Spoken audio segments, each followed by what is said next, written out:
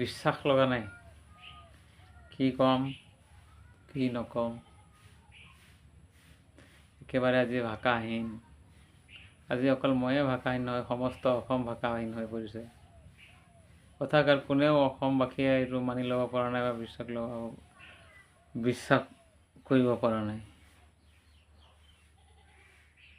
আমাৰ যি মূল্যৱান সম্পত্তি আমি ইমান অকালতে হেৰাই দিম বুলি কেতিয়াও ভবা নাছিলোঁ এতিয়া নিউজ পৰ্টেলত নিউজটো চাই প্ৰথমত বিশ্বাস লগা নাই বিশ্বাস নলগালেও সত্য কথাটো বুলি মানি ল'বও পৰা নাই কি ক'ম জুবিন দা যে আমাৰ মাজত নাই সেই কথাটো নিজৰ মুখেৰে ক'ব নোৱাৰি আনকি ভাবিবই নোৱাৰি মনত যে জুবিন দা নাই আজি আমাৰ মাজত